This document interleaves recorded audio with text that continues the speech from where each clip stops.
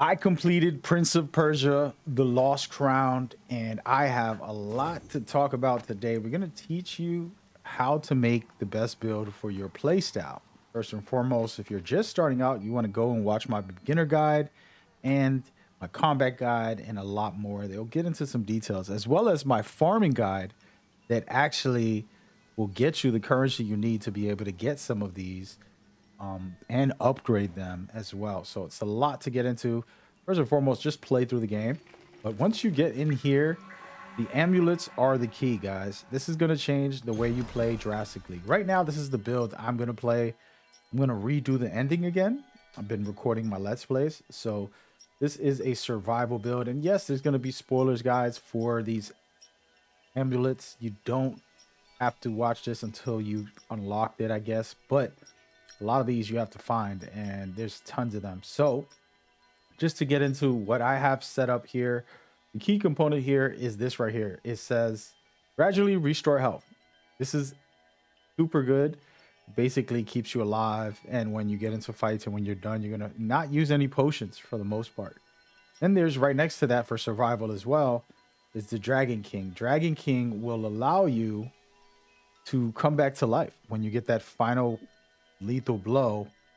It'll revive you, and it'll bring about half your health together as well. So top tier, these two survival methods. On top of that, this one right here is called Blessing. This one gives you a ton. I mean, wow, ton. If you just want to see, I have 3 extra bars just by equipping that one amulet. Okay, now that's a survival style of play. There's other things in here that you can use to get very crazy with it. But that's the key that I want to try to talk about and give you guys a quick rundown. Now, we're going to talk about farming. There's only actually 3 items that you would need for a farming build. And this will help you legitimately control the amount of currency you get so that you can upgrade and buy a bunch of different things. And it just makes your life easier as well. So first and foremost, Adder's Fortune. Right here, this is going to basically give you more currency every time you take someone out. Then next to it, we're going to just call it the seal, all right? ECB seal. It collects them for you. So as you're moving around, killing enemies, you don't have to worry about going to pick it up. It's not a big deal. If you don't have space, you don't put it on. But when you're running around and you're not really, you know, trying to complete the game and you're running around to pick up different things and to finish off collectibles, very key. Last but not least, this is, I believe, from the deluxe edition, but it is super good. And I'm not sure if you can get it in the game. I'm actually, you guys got to look that up and leave it in the comments so you can help the community out. But this bad boy is so key because it follows you around and it'll alert you when there's something nearby by making noises and going to the actual place. So super critical for farming. That's the only 3 you're going to need for farming. There's a lot of other methods and ways to play. I'll kind of briefly showcase another one of my personal favorite ways to play. And it's actually extremely powerful. And I actually love it. It's going to be one of my favorites. And it is to be the bow and arrow. There's 2 different ways to play with the bow and arrow, and I actually got about 4 more builds for you. There's this right here, the chakram, which is basically holding your bow and arrow button and you can throw it. But this creates a huge bubble that you can destroy enemies with, and it's so good. And there's more than just one. For example, this one right here, you throw this on as well. It's going to slow down time before you throw it, just giving you a more of a chance to survive. Now, another bow and arrow style just for regular average bow and arrows, blazing keys right here. These guys have been doing some serious work for me. I love this one, probably one of my favorite for bow and arrows, just for the casual. While you're running around, you can kill off any flying animals that are annoying. This will set them off.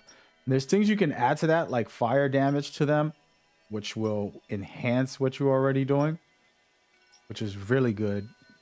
And then you add some other elements as well. Now, last but not least, my personal joy is this one. This is the first one I used when I was playing my playthrough. And it's a parry build and there's multiple items that you can put on, but the first one is this. It slows down time as you go. And it's so critical, and I mean like really critical, insane, super powerful.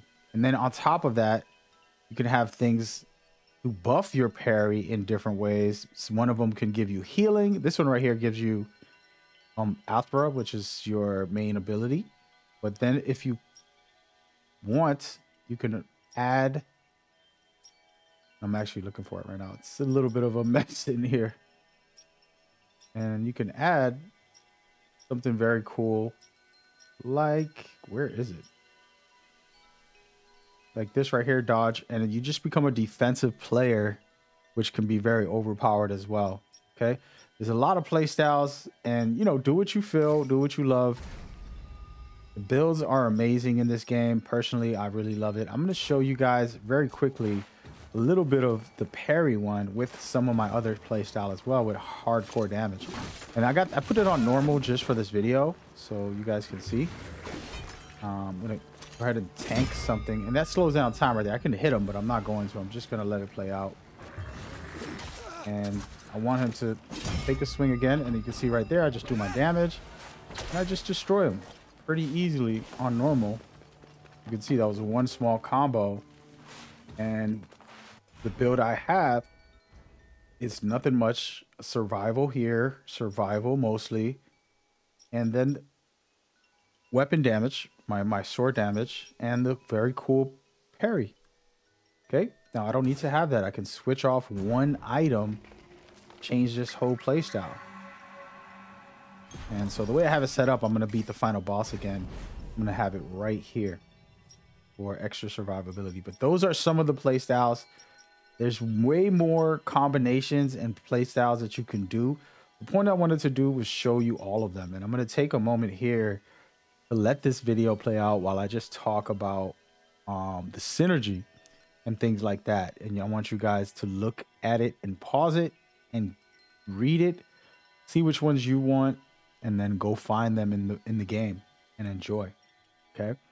That being said, we're going to start now. And I want to just talk about very quickly, the truth is that you don't even need any of these because the game is so much fun.